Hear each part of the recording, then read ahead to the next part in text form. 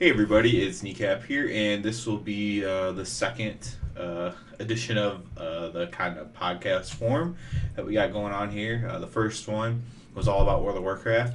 I think I'm going to try to include World of Warcraft in every one I do, as long as it's on this channel, because that's what this channel's about. So this week, or this day, it's not necessarily every week, I'm going to be talking about PvP, arena, and stuff like that. It's going to be a lot of rambling and stuff because I'm no expert at it by any means, but it's just something that I've been getting the most fun out of right now, just doing like random arena matches with people. And then I'm actually going to do my top 10 games of all time, video games of all time, not like board games and stuff, because I think that'll be interesting as well.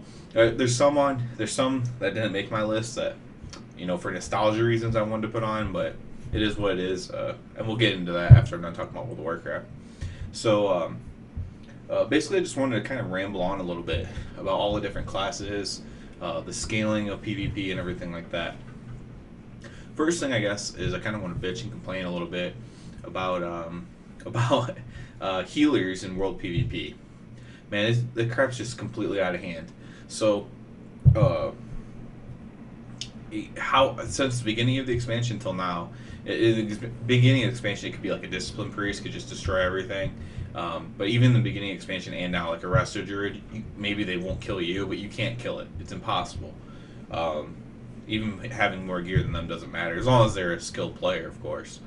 So this is just completely out of whack. So they did like a little bit of a mana nerf for them, but at the end of the day, it's not enough at all because they can just go bear form and heal, and there's just too much other crap that they can do. They can eventually get away, cyclone, and then get back in combat with you, so you can't get away. Like, and just try to leave the fight, and eventually they'll have someone come help them or whatever they feel like doing, and they can just basically toy with you, and it's annoying as hell. Granted, I don't main a healer. If you main a healer, you probably think it's really, really freaking cool. And why would I take that away from you when you think it's really freaking cool? If you're a healer, and now there's some healers that can't do that. Like shamans are a little bit harder. Ghost Wolf's pretty powerful, but shamans are a little bit harder to do that with, and like holy priests are harder to do that with. But discipline priests still pretty powerful in world PvP. But like resto druids are just completely out of whack. Mistweaver monks are another thing that can just always get away and just kind of keep you in combat if they choose to. So you can't like mount up and just be like, screw this, I'm leaving. So I would like to see that change personally, and I get it. Like I said, if you're one of them, you're like, no man, don't do that. I like to do that. Or you're like, no, I don't. What the hell are you talking about? Well, if you're saying what the hell am I talking about, you're either an alliance player who are getting mauled by like multiple horde, or you just aren't that good, and someone's one versus oneing you, because you really shouldn't be getting one versus one, especially if you're a druid. And it's just I've had so many frustrating moments. So I used to have a really big temper especially when it came to like games and anything I viewed as competition. I could get a pretty bad temper about, and that's whether it's like basketball or a board game or like like a game like not Pathfinder, you play that as a team, but like HeroScape, things like that. I could get a temper about anything that I viewed as like a competition. And I've gotten a lot better at that as I've gotten older, married, have a kid. You have like bills and shit to pay. You care less about that kind of stuff. But I still have it a little bit, and I think I've slammed my desk like with my fist. I don't know 4 or 5 times during this expansion. I think 2 or 3 of them involved the resto druid in world PvP, and it's so frustrating. It's a very frustrating experience, and I would definitely like to see that changed. Now in arena, it's slightly better because you have the dampening, but they're still just too strong in general case as well. And I don't know what to do because I don't want to make them worthless. I like resto druids. My beginning of PvP was with resto druid. My buddy played a resto druid. My other buddy played a resto druid. So I've taken advantage of resto druid power. Them not being super skilled that helped them because they're playing a powerful class. So it's not like I want them to be worthless. I just want them to be, if I have way more gear than you, especially in world PvP, if I have just way more gear than you, like I should just be able to maul you down. Like, come on. Like if I have 200k health and you have 170, 160k health. So you're an entire raid set behind me, right? Like a raid set and a half behind me, and I can't kill you. I can't even come close to killing you. That ain't right. Whereas like a shaman or something, I get a hold of him and I just tear the shaman with the same health. I just tear him apart. I mean that doesn't make sense. So I would definitely like to see something done about that. That's just more of a general thing that's been pissing me off this entire expansion. Like I said, you know, if it's causing me to get angry during the game, get triggered, whatever the hell you want to call it, during the game. As far as I think that's. Did I want to talk about anything World of PvP else? Oh, I wanted to mention about the enlistment bonus. So Alliance had 30% enlistment bonus for while we're getting a quest with. We get a piece of gear if we just turn on our World PvP and engaged and killed 25 horde players, whatever it was, and and so they took that away because the horde were complaining about it. They're like, "Oh, the numbers are getting better, so we're gonna turn it off." The numbers aren't that much better. I will be the first to admit the numbers have to be somewhat better because I actually see other alliance when I have war mode on. So the fact that I see even another alliance means that it's better than it was. But I sent a screenshot to Warcraft devs. I was just trying to do a world quest, and it was just like a random world quest. It wasn't like anything like super important for the whatever it's called, the catch thing in the bottom left of the map, whatever the emissary type thing, whatever the hell that's called. It wasn't like one of those either. It was just one that I wanted to do just to finish up my rep real quick. And for whatever reason, and maybe there was like a big battle there or something at one point, but there was like 40 horde on that in this one area for this world quest. And you know, I mean, maybe it's an easy one for them to do and they needed to do it for the honor bound ones. You know, it's just an easy one, so they go and do it. That's completely possible. But there was like 40 of them there, and I take a screenshot of it. I think there was like 5 alliance in my shard. It was just far at that time. So it's like, even if I get my group of 5, and it was at least 40, it might have been more. I probably still have the screenshot somewhere. And I'm like, I don't think this is much better. And I know that's just one example, but I'm pretty sure that it's not as roses as what they say it is. So I would definitely like to see them either give if the hoarder's that worried about the gear or the gear being too good, well, forget about that. Give us the quest, have it give us Azrite or something like that, and then give us back the enlistment bonus back to 30%. Until there's noticeable changes, like, come on, man. You got to make it worth it, because Alliance are just going to eventually turn it completely off again. 15%'s okay, but it's like, I don't really care. Because isn't like the general rule you get 10%, or is it 5% or 10%, whatever it is. I don't even know because I'm Alliance, so I always have this enlistment bonus. But you generally get something anyway, so like, come on, we're not like that close to them. You know, the Horde are the dominant faction right now, and you know, they get to revel in that. War mode's been a failure completely. It's something I've called out altogether. War mode's been a complete failure, but you got to make the best of it, man, and you can't just exclude one entire faction just because, you know, the Horde don't like that other faction is getting like a heads up on them for a change. So let's go ahead and talk about more like arena type stuff right now.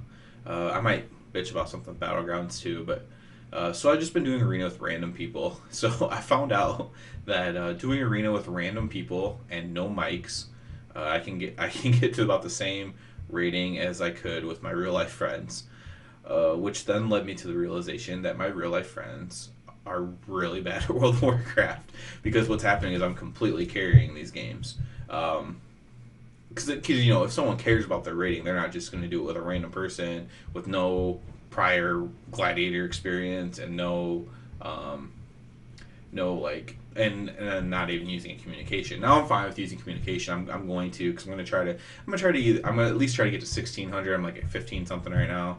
I'm gonna try to at least get to 16, and then maybe even try for 18 or something like that. But obviously I'll need to mic up to do that.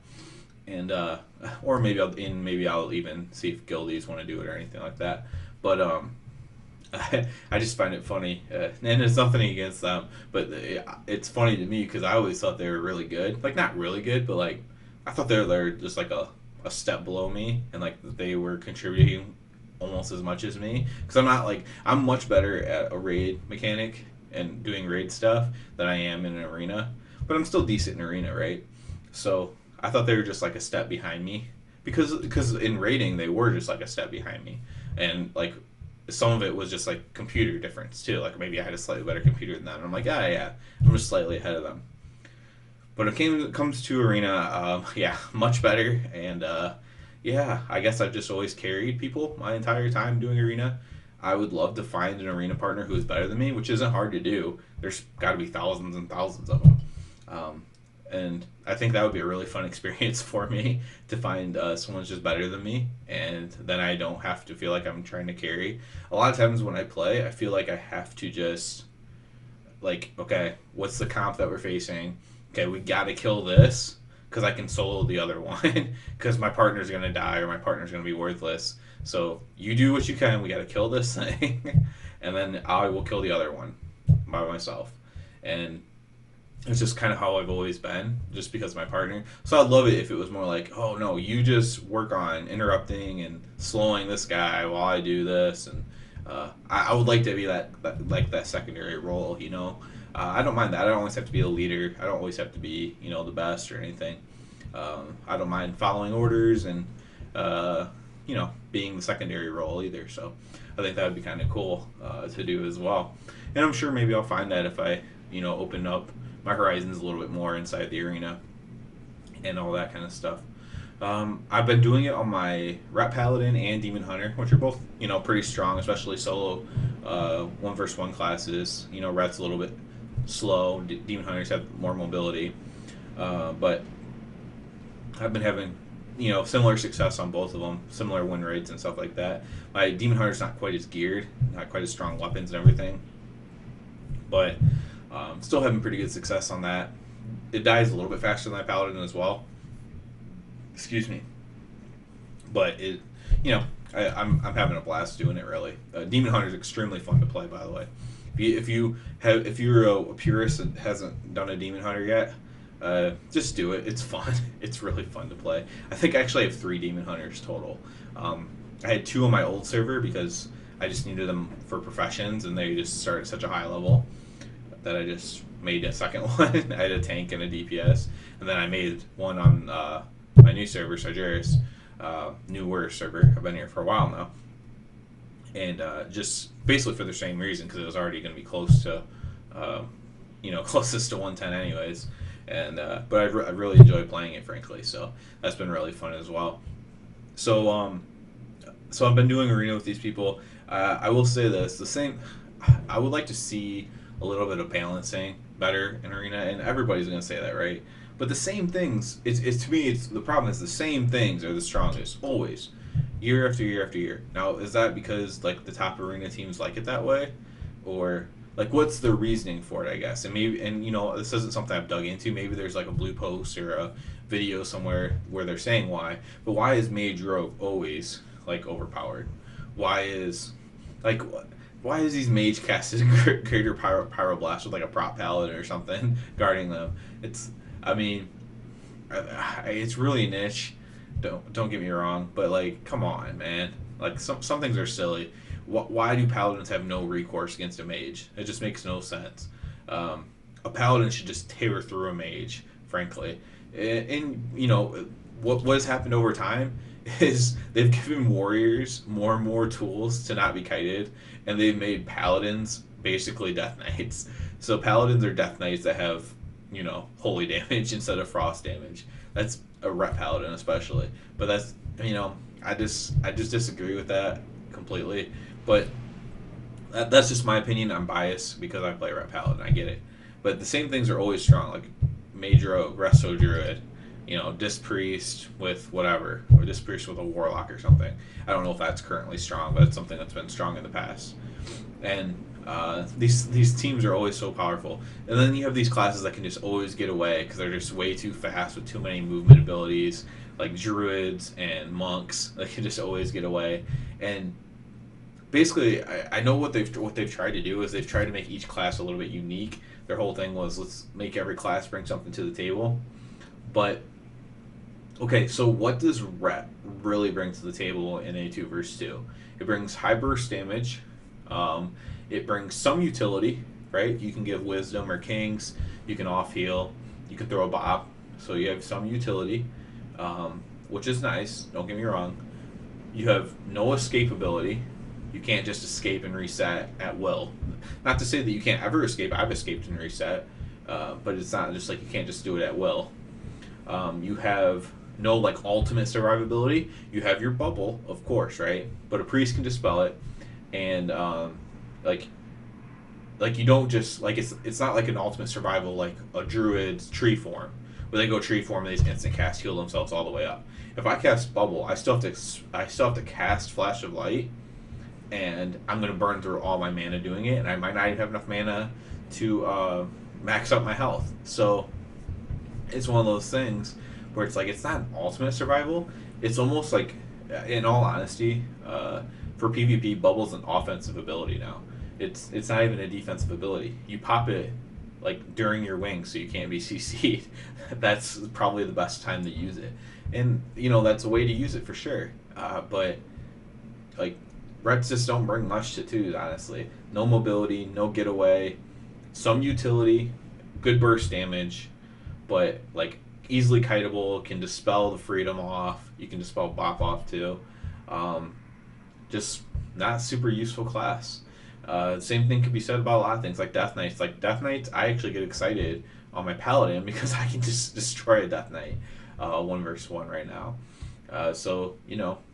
It's hard for me to feel bad for Death Knights after going through Burning Crusade, and anybody who did Arena during Burning Crusade, it's hard to feel bad for Death Knights, but they're kind of in a similar boat as well, where they don't have super high survivability. They do have a grip, which is nice. That's a really strong utility, but they don't have any good mobility. They don't have any reset ability, so their life is rough as well. Meanwhile, for some reason, you make these warriors who notoriously had no mobility. Now they have 2 charges, a couple heroic leaps. You can get anywhere, wherever you want. And there's not much you can do about it. You can Blade Storm, to get out of any kind of snare, route, whatever. So you can get out of almost anything as a warrior. And I make that comparison because I played a warrior for most of my WoW life. So, like...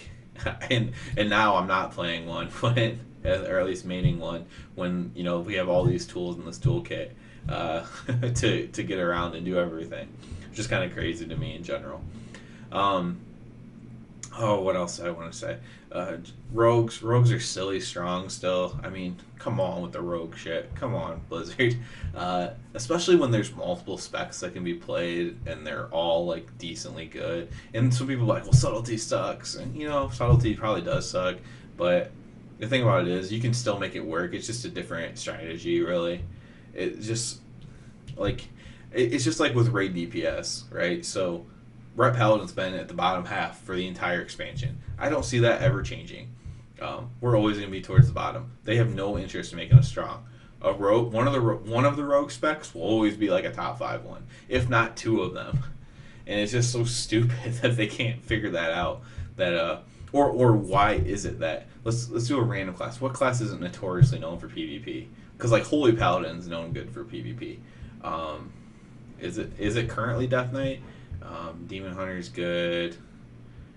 Mage, Warlock, Priest. It's hard to say. Shaman are definitely great. I don't know. Let's just say Death Knight. Let's say current Death Knight, right? Why can't they just be randomly good again, like BC? Why can't they just be the best again for 1 expansion? Why can't Ret just be good for 1 expansion? Like not good. I mean like the best. Why can't? Because someone's gonna be the best, right? That's what they always say. Someone's gonna be the best. Someone's gonna be the worst. But why is it always the same classes that are the best and the same classes that are the worst? It's almost like literally class warfare in World of Warcraft, where certain classes are always the best, like Mage, Rogue, Warlock. These classes are always at the top. Hunters, and part of it I get, right. They're only DPS classes. So as far as like raid DPS, they're always at the top. Blizzard views it as they're not as much utility, which is bullshit because Warlocks have a ton of utility, by the way. Rogues have some utility as well, and especially like interrupts, just movement ability and everything like that. So Rogues have good utility as well. It's just different utility, and but like so they're always at the top, and I get it. Part of it I get because they're a DPS class. Now Hunters haven't been notoriously for the past couple of expansions, at least not consistently, but throughout World of Warcraft, they have been. And so these pure DPS classes are the best, and then they're also the best at Arena. And part of that's because of the fact that they're so strong for raiding. But it's just one expansion. Why not? How about for 2 patches of the expansion, you make Ret be the strongest thing, or you make, Arms Warrior be the strongest thing, or you make whatever. So things that are just chilling at the bottom. You make Unholy Death Knight be the strongest thing for raiding and PvP for 1 patch. Like let these people have some time to shine, man. People main a character for a reason. I know that a lot of top end players, they have a rogue leveled up, they have a shaman leveled up, they have all the things that are notoriously strong leveled up, so they can switch between them. A druid, mage, all that, and they can switch between those things. But okay, make them level up a paladin then, if they want another one. For that 1 patch where the rat just gets to be the most ungodly strong thing in the arena for that patch. I mean, that's something I've always thought about. I've thought about it forever, especially when warriors weren't notoriously strong yet. Warriors were still tanks. So if you play back in vanilla, warriors were tanks, right? They made arena. Arms warriors, they made somewhat formidable, for sure. And Arms Warriors have notoriously performed well in 2s, especially with a Resto Druid. It's notoriously happened because they're good for long matches, because they had, the Mortal Strike. Now, other classes have Mortal Strike. They reduced effectiveness of Mortal Strike over the years, but they were notoriously good. So I'm not acting like they haven't been good, but it's just let them be like a top 5 for 1 patch, a top 5 raid DPS, and like a top 3 to top 5 PvP class to choose, class and spec to choose, and that's my biggest qualm, and that's what I say when balanced. There's always gonna. I admit that they're right when they say that there's always gonna be a top and there's always gonna be a bottom, but just for 1 patch, why can't Ret be the strongest? And I'm using Ret because that's my current thing, right? I'm a bottom. It's fluctuated slightly, but I'm like a bottom 5 DPS spec, and I'm like a bottom 5 arena spec. Brett's actually pretty decent in 2s right now. Not gonna lie, it's decent, but that's only 2s. I don't know about 3s. I haven't looked into 3s that much. Maybe it's decent in 3s right now. Maybe maybe the comps that they're facing, Bop is really good against, and things like that. But I don't know, man. I just wish that they could do that. I don't understand their reasoning not to do that, and it's definitely a frustrating experience for me because I've never played the class when it was super strong ever in my World of Warcraft history. I've just never happened to, because I've mained a mage, but I mained a mage during like the only time where they weren't completely overpowered, which was like I believe in Cataclysm, right?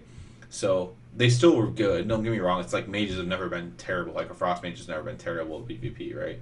But I've never mained it when it was like the strongest thing, and it's definitely frustrating. And that you could get around that if they would fluctuate a little bit more on who's the strongest, because then you end up changing your main because they're not super strong, or just because you want to play a certain class. And regardless of what class and spec you play, that class and spec should get to feel strong or like overpowered. Let's just use the word.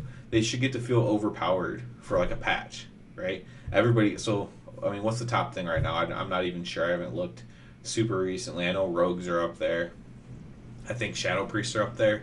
And shadow priests are a thing. They've been screwed around with a lot. They were really strong, like at the beginning of Legion, I think, and then they got nerfed into the ground.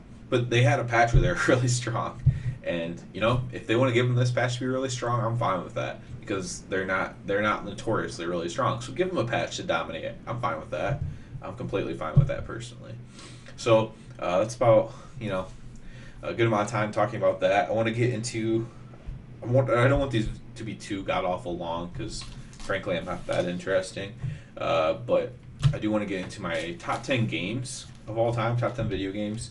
So these are completely biased because, first of all, I would have had to play the game, and I'm not like rich or anything, and like I'm not from a rich family, so I didn't just have like 10,000 games growing up. I I've played a lot of games, especially of the more famous games, because maybe at least a friend would have had it. Some notable exceptions that aren't on my list are like GoldenEye 007, which I spent a ton of time on, was really good at. Um, in fact, yeah, I'm not going to go into it, but one quick story about that is I was so good at it.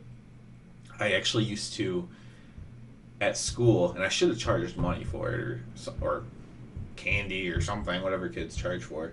Uh, but I would actually take home kids' games from school, unlock all the cheat codes for them overnight, and then give it back to them at school the next day.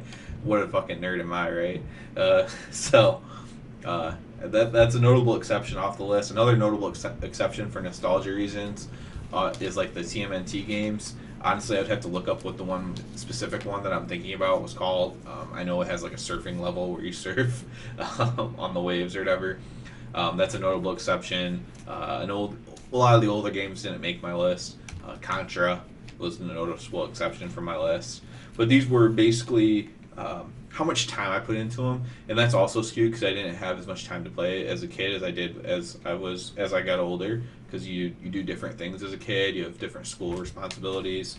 Um, in high school, you tend to, for whatever reason, magically have more time. Maybe it's because you sleep less, in my case, and then in college and stuff like that. So it's definitely skewed towards that time of my life a little bit, but there is some stuff from childhood on here as well. So it's mostly based on how much I played it, and then also just like if a franchise is super strong, I gave that some consideration as well. So I'm trying to think of an example of one that's not on here. So Far Cry is not on here. I really liked Far Cry. I think Far Cry. I don't know which one it was honestly. The one where you're in the desert, which might be more than one. I'm not sure, but it's probably Far Cry 2. I don't know, but I played that one a ton, and that series is pretty good. So if I would have included, let's say it's Far Cry 2, it would have been based on the series being good. Plus, I like the game, for example. So, while I didn't just put a series on here, I put a specific game, except for the very first one. Um, it's based on that, and it's based on just how much time I put into it, like replayability, how many times did I replay it, and things like that. And then I'll talk a little bit about each game too. So at number 10 we have the Fallout series. So this is the only one I did this on, and I'm relatively new to Fallout compared to most people. I've played only Fallout 4 and Fallout 76, but I've read into all the lore from Fallout 1, 2, and 3, or in New Vegas or whatever, and I've read all about it. I've watched gameplay on it, and it's just an amazing series. I actually watched a friend play Fallout, the very first Fallout, back in the day too, or maybe it was Fallout 2. But so I've seen gameplay in person as well, from the game as well. So I put the series in there because I can't put 4 in there. I've replayed 4 a couple times and I do like it a lot, but I can't put 4 in there because nobody thinks 4 is the best. So yeah, a lot of people say like New Vegas is one of the best, but I think that's what it's called, the Vegas one, whatever it's called. But the Fallout series is really good. It's a high replayability rate on there. I really love Fallout 4. Like I said, I actually really love Fallout 76 too. I've taken a bit of sabbatical. I haven't played since the beginning of January, I believe. So it's been almost 2 months since I've played. But I am looking to get back into it again. I've recently updated the game, patches and everything. I'm going to start playing it again. Because usually if I want to play a shooter, I just have like one shooter that I'll play, like randomly. So I haven't felt the need to play one. With a new WoW patch, I have to put a lot of my gaming time into World of Warcraft.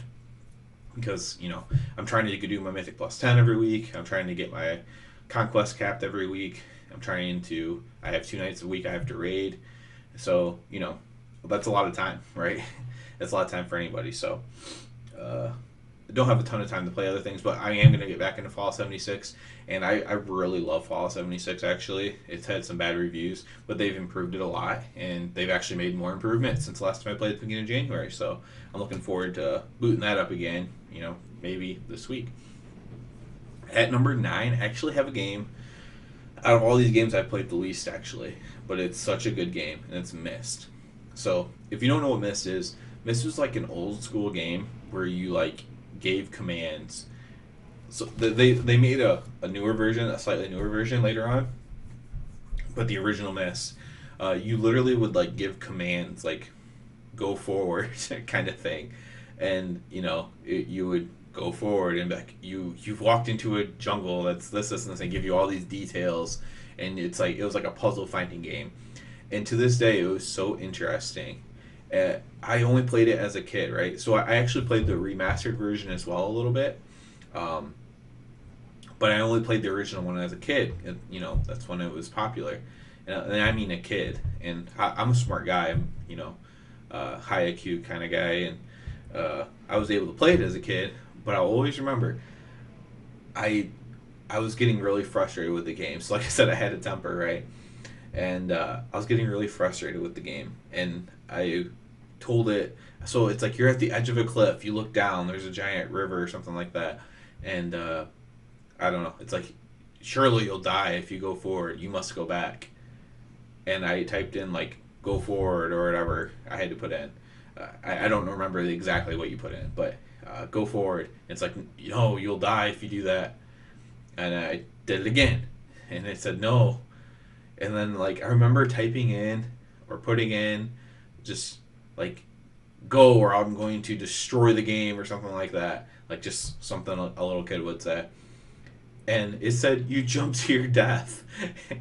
And I don't know if it's just one of those things where if you tell it to go, however many times it was, I don't know if it was like 5 times or whatever. If you tell it to do it a certain amount of times in a row, it just does it. But it just happened to be the time where I threatened it, and then I like thought the game knew that I threatened it. And I don't know. I still don't really know to this day because I was just a kid.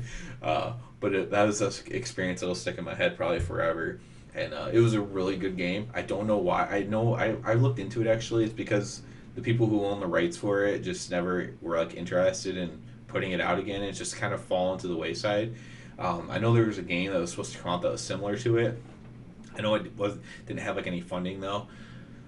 It would probably take at this point like a bigger studio to do it, like a bigger place like Blizzard for example to do it. But I don't necessarily see that happening. But I would totally buy that the second it came out if they did one, and hopefully it wouldn't let me down. I just love puzzle games like that.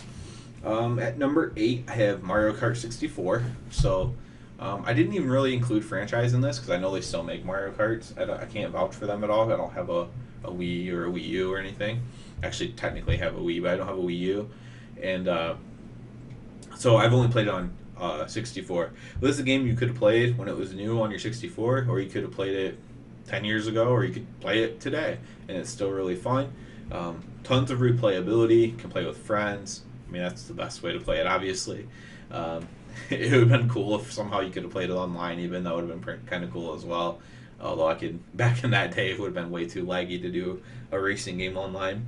But I really enjoy Mario Kart. I have a lot of good memories with some good friends from Mario Kart. I remember learning how to hop over the walls and stuff. If you don't know how to do that, look that up.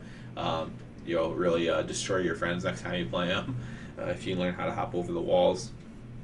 And so I've always enjoyed that a ton. Rainbow Road, everybody loves or hates Rainbow Road, and just kind of a ton of memories there. And yeah, like I said, it ranks at number 8. At number 7, I have Pokemon Stadium 2. So I never played Pokemon Stadium 1, but I got Pokemon Stadium 2. I got the converter thing that lets you plug in your cartridge for your gold or silver game and like load, and then you could even play Game Boy on your TV, which I thought was so cool. And I did that a lot. You could do like a mystery gift thing, which is kind of like doing a trade with somebody because your game like interacted with the 64 game and like it counted as another person kind of thing. So it was really cool. I enjoyed it a ton. I played a lot with my one cousin, and we were kids, right? So we would like act out the moves as we did them. of the Pokemon. So like Mewtwo, I would like cast a Psychic at him, which is very oddly similar to a Kamehameha. But so tons of enjoyment from that game. Like I played it for so many hours, even without the cartridge. Unlocked everything. The mini games were fun. Really good game. I don't know if they still make these or not. I don't think. I know they made some after this, or made one after this. But with the Wii U still being popular and the DS and everything still being popular, still having a huge fan base, they should really make another Pokemon Stadium. Frankly, if they made a Pokemon Stadium that corresponded, or a Pokemon Stadium that was going to be updated and correspond. Now, Nintendo doesn't do updates; they like to just release new games. But if they're going to do a Pokemon Stadium that was going to be updated with each new Pokemon game, then I would go buy a Wii U just for that. Frankly, I think that would be really cool because that's how much I enjoyed it. And I have it at number 7. And obviously, you can probably guess that I either have Gold or Silver, Pokemon Gold or Silver on the list as well at some point to play that on Pokemon Stadium too. At number 6, I have Halo 2. Sorry, I can't read my own damn writing. At number 6, I have Halo 2. So this is one of those that I factored in the franchise. I enjoyed Halo 4, was it? And Halo 5. I didn't like Halo Reach very much, and I didn't really play Halo 1 hardly ever. I only played a couple times. But Halo 2 was my favorite of all time because of the super jumps.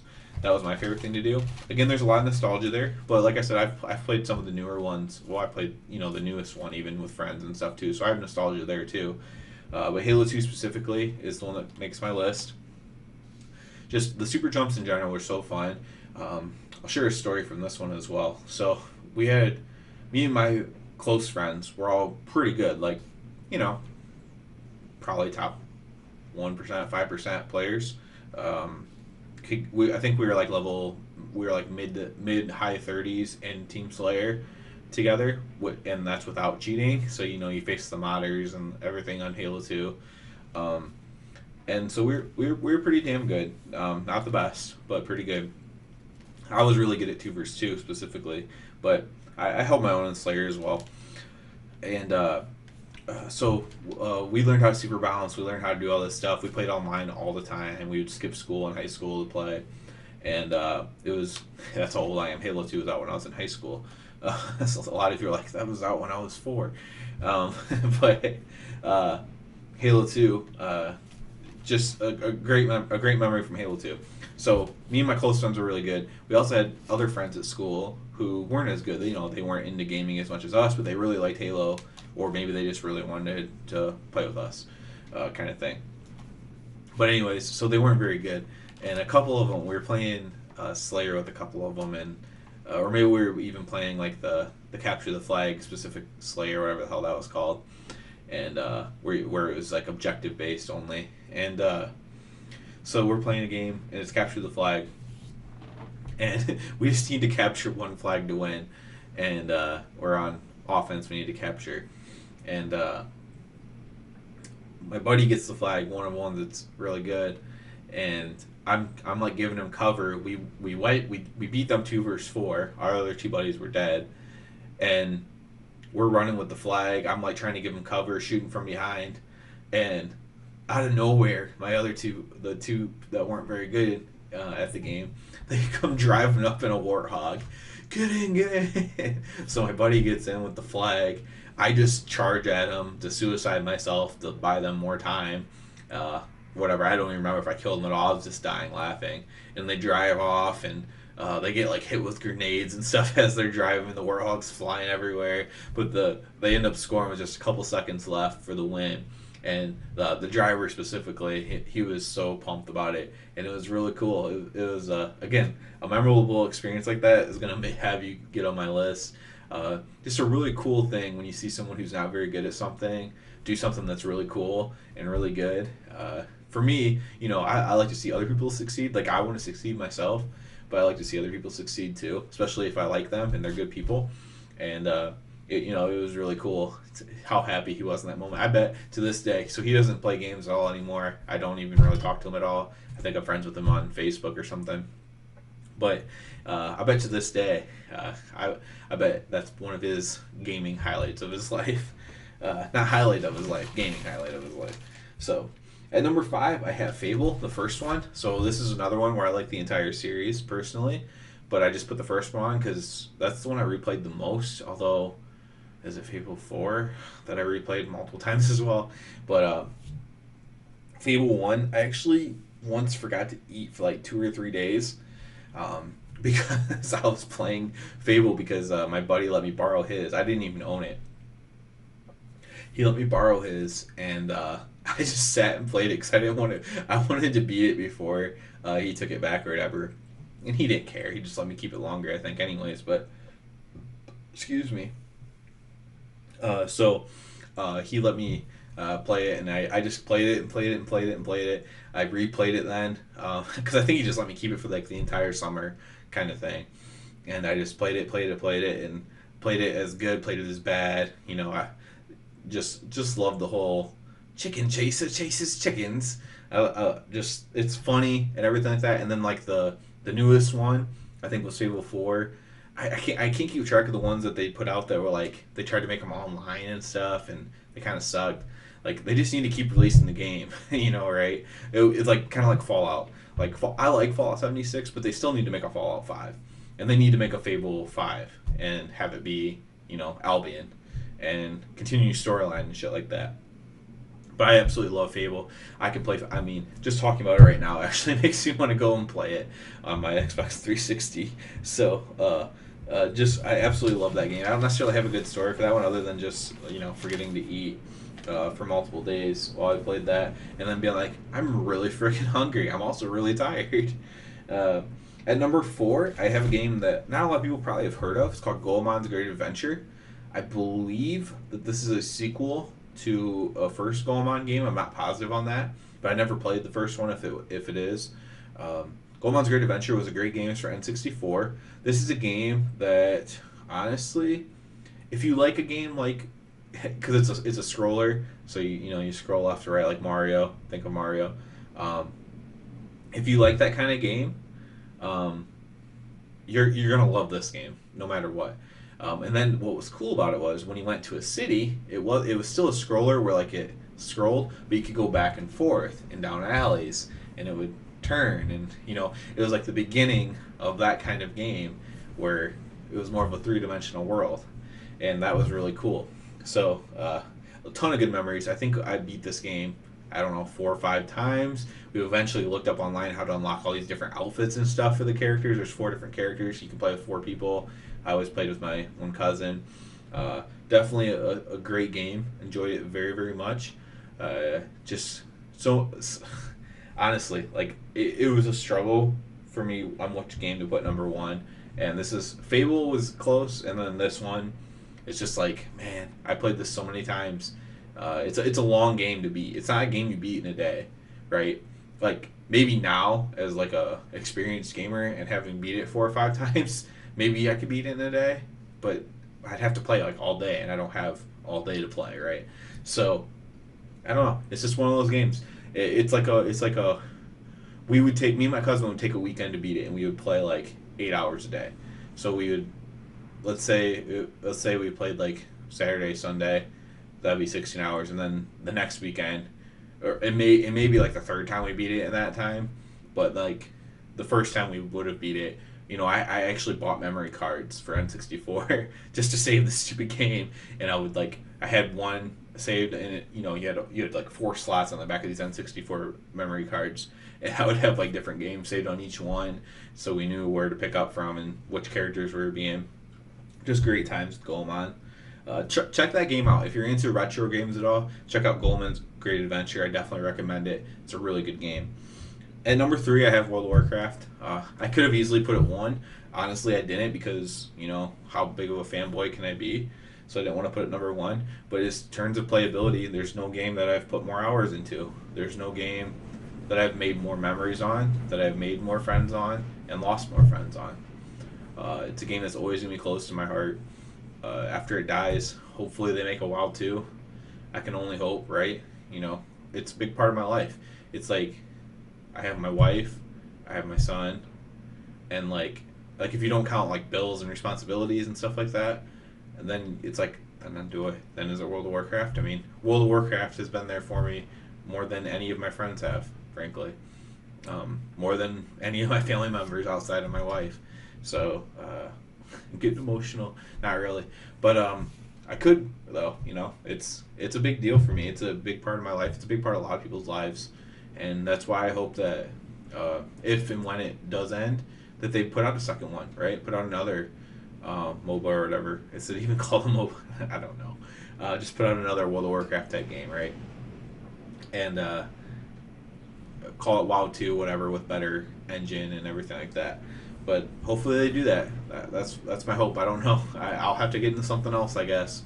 If they get rid of WoW, maybe I'll take up archery or something, right? Something outdoors. At number 2, I have Pokemon Gold. So, the top 2 were the hardest ones for me to figure out where to put 2 and 1. Pokemon Gold also factors in Pokemon Red and Blue. It also factors in, because I haven't played all of them, but it factors in all the Pokemon games that I've played, and which is quite a few of them. I think I have played 4 or 5 of the series total, and I think 4 maybe, but that's regardless of that. Pokemon Gold was my favorite one. It's the one I've replayed the most. It's one that I would replay to this day, honestly, because that's how much I enjoy it. And it's the one that I played on Pokemon Stadium 2. I played it again. Any of these games from my childhood, I probably played with my cousin that are from my younger days. So I played it with him, and we just had a blast doing it. He had silver, I had gold. He had blue, I had red. We did that kind of thing, and just had such a good time playing Pokemon Gold, man. It was when I played Pokemon Red, I was still too young really to appreciate it. I had to go through things multiple times and try to remember where stuff was at and stuff like that. And then Pokemon Gold, I was a little bit older and like literally a little bit older, but I could understand more comprehension, and just had so much fun playing it. I don't know how many times I replayed it, probably 10. I don't know. Just such a good game. Out of all the Pokemon, it definitely holds up. The original holds up as well. I'm not gonna lie. I have the original. They did a thing where on your DS you could buy like the original Pokemon for like $5 and play it on your DS, and it ran completely smoothly and everything. So I did that, and honestly, it was a very good purchase. Even though I think I never even went through and finished it, but like because like it's like, oh no, I want to start with these 6 Pokemon, or I want to start with these 6 Pokemon, so I would like start over for a new game. But yeah, Pokemon Gold, just had a blast playing it. Again, and replayability was huge on this. At number 1, it's going to be because of multiple factors. It's going to be because of replayability. It's going to be because of hours played, and it's going to be because the only reason I play online games that I got into what sucked me into gaming was this game, and that's Command and Conquer Red Alert 2. The entire series factors in this for me. CNC the original, which I've played on 64 and computer. That factors into it. Yuri's Revenge factors into it. Red Alert 3 was actually a good game. That's somewhat recent, which was like, why didn't they make Red Alert 4 or continue it? Because Red Alert 3 was actually a really good game. Tiberian Sun wasn't bad. A lot of the original stuff wasn't bad in general. The first Red Alert was really good as well, before Red Alert 2. Just a great game. They're actually remastering these games, the old CNC games. Hopefully Red Alert 2 is one of them. I think Red Alert is for sure, and the original CNC is. Hopefully they do Red Alert 2, because it just plays too crappily on my computer. Like, I have the Windows, the newer Windows compatible one that Origin put out, and it still runs too crappily, frankly. It's just too frustrating to play. So if I could play that smooth, I would replay it, probably twice a year. It's just a really solid game. It was my introduction into playing online against people, like I said. So online, so you have the campaign mode, which is what most people will know, and you go through and you choose Soviet or Alliance or whatever the hell it's called, basically U.S. or Russia, and you go through and it's nutty. Like Red Alert are kind of nutty. They have time travel and nukes and everything like that. Super weapons are called, weather machine, all that kind of stuff, and Iron Curtain. And so you go through campaign mode. They're both kind of fun. Both the campaigns are, and then but you can play online, right? So during the course of the campaign, you would notice that you were doing certain things. Like Korea was in the alliance because it was South Korea, and they had black eagles. So it'd be like black eagle reporting, not to be racist or anything. That's just literally what they sound like. And then who was it? Iran. Iran was in the Soviet, and they had desolators, and they'd be like desolator ready, and whatever racist voices they had looking back at it. But so then when you played online, those would be what you could choose from, and then you would have those specific troops to choose from as well. So what you would choose from would basically determine how you built your army. So if you chose Korea, well, you're going to build a bunch of Black Eagles because they're your strongest troops. So, and if you're facing somebody that played Korea, then you need to build anti-air defenses. If no one picked Iran because desolators weren't that great, although I did face like an army of them in a 1v1 once, and it was really scary. But you generally wanted to play things you could build a little bit early. Germany had tank destroyers, I remember, and those were really strong. Generally, though, I can't. I wish I could remember what the most popular thing was. U.S. was popular. I know Germany was popular, but there were some Soviet ones that were popular too. I just can't really remember off the top of my head. It's been a very long time, but I always thought that was so cool, the way they did it and the way they chose to do it. And you chose what you're gonna play. They had 1v1. I can't remember if they had 2v2, but I think they had 3v3. May have been the highest they had. I want to say there was 4v4 though too, because I think like the big snow map was 8 players. But you could do all these kind of games. I was really good at it. I got even better when I started playing online. I was like obsessed with it. I would wake up. So when I was that young, I think I started school at 9 o'clock. I would wake up at like 6 o'clock in the morning, and so I could play a few matches before I had to get ready for school, and then like. and then since I was already waking up early, I would be like, okay, well, it's actually more fun to play at night when I'm not as tired. So I would play at night and then wake up at 6 a.m. or 7 a.m. and do my homework and then go to school. So I was obsessed. Honestly, my mom probably shouldn't have let me play as much as I played, but I was obsessed with it. I enjoyed it. I loved it. Maybe she was just happy to see me happy, that kind of thing. But I played online a ton. I ended up joining the top clan. So it'd be like if you joined Method or whatever in World of Warcraft terms, and it was called CNC. So when you joined, you had to change your name to A CNC and then whatever you were, and then the name had to not be taken as well. And so I was a CNC General. That was my name on Red Alert 2 online, and one of the requirements was you had to cheat though, right? So you could download. I guess now you'd call it an app, but it was a program, and it had multiple cheats on it, but a lot of them were very detectable and then bannable. But one of them that wasn't detectable for whatever reason was removing all the fog off the map. So if you've never played the game before, it's one of those games where imagine like League of Legends or Heroes of the Storm where you can't see where you haven't been, except for once you clear it off, it stays clear. So like if you cleared the bottom lane in League of Legends or Heroes of the Storm, whatever one of those games, if you clear the bottom lane off, imagine that you can just see that forever now. Unless someone just, as long as you have a radar station. So the radar station gives you the mini map, and as long as you clear something off, you can see that. If someone destroys your radar station, then your screen goes black again, right? So a thing you could do you had this thing that just gave you the full map. You just click it and you can see the whole thing. It's not black anymore. See the whole thing. So if someone asked you for a screenshot, first of all, you didn't have to provide a screenshot, but if someone was thinking you were cheating, right? So all you did was you just turned it off. So it was on a button. It was like F6 or something like that. I don't know why I remember that, but it was like F6 on the thing, and you would just turn it off. And then you could even go as far as to like sell your radar station at that time, to be like, oh crap, I accidentally sold my radar station, so my screen went black. And then, because if you did take a screenshot, you would only, like I said, so what I would do personally is I would turn it off, and then I would just send a troop, like, to scout out the areas that I had attacked from or whatever, and just like one random troop to do it. And I don't know, I never got in trouble or banned for it. I remember the actual program was called Jewish Mafia. So I don't know if that's a thing or if that's something that resonates with anybody. Uh, but it's called Jewish Mafia.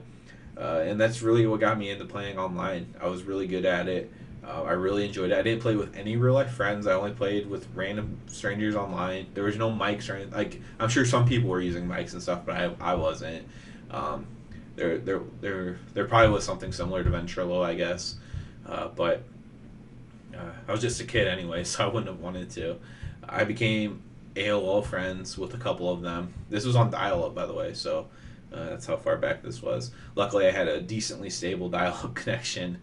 I actually once, uh, it was a complete accident, but AOL did a thing where if it disconnected, it would try to reconnect until it into like you could have like 8 different saved connections on it, and it would try to reconnect until it connected to one. And for whatever reason, one of like the 8 was like a long distance one. So one time when I was playing, I must have disconnected, and it just kept trying, and it reconnected, and I'm like, okay, I'm back in. I'm not paying attention, and I actually played on a long distance phone call basically.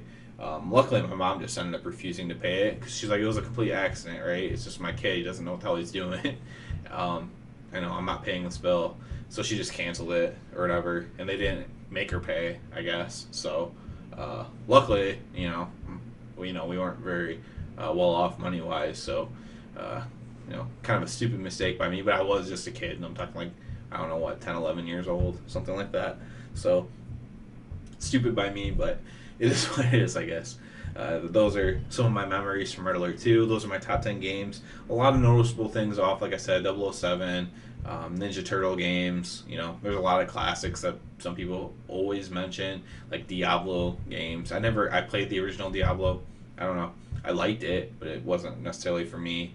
Um, I know some of the recent Diablo games people actually like as well. Again, I don't. I think they're kind of silly, the direction they took it. It's just not a sustainable thing in today's world, I don't think. But especially because there's not really like any kind of PvP element to it all. People love sandboxes and all that kind of stuff. And there's definitely none of those that are gonna make my list, like Fortnite or Call of Duty. Yeah, those would never make my list. But a lot of nostalgia games, some somewhat recent, but pretty much older games. It's hard to put a newer game into the all time best because it's like, first of all, maybe the franchise hasn't had enough time to build up. Like, if they make another Fortnite or they keep updating Fortnite, and Fortnite was popular for 10 years, I don't know if it would make my list, but it would certainly make people's list at that point, right? There's people that would put it on their list right now. So it's hard to put something newer on a list of all time. You're going to go back and look and see how many times you replayed it, and it's hard. Fallout is the exception for me, really, and that's number 10, just because I've only played the newer ones of it. If I had played Fallout 1, I probably would then have it higher, right? So that's my list. I know it's a little bit cookie cutter with, oh yeah, Pokemon, World of Warcraft.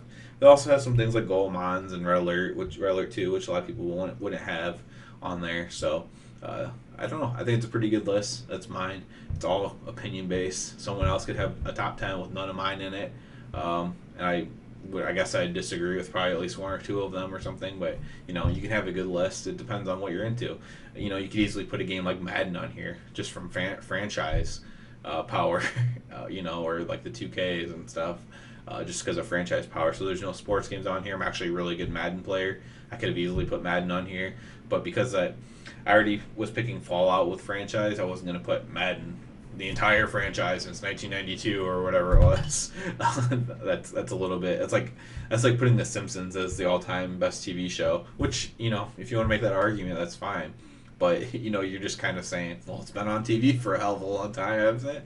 But yeah, that's my list there. I did about as long as I wanted to do on this podcast, so that's great.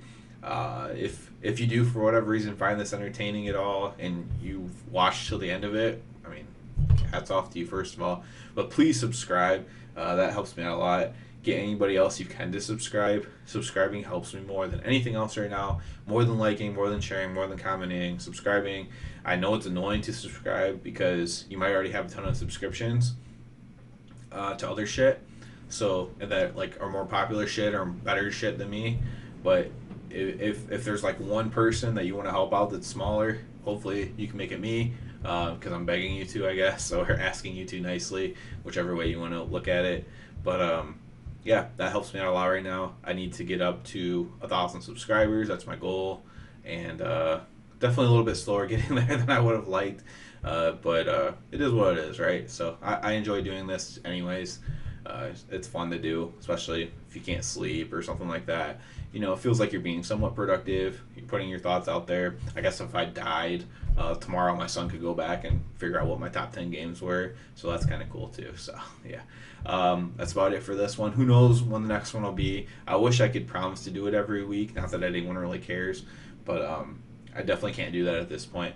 But definitely, hopefully, I'll do it more often than the time difference between my first and second one. So that's about all, and everybody have a good one.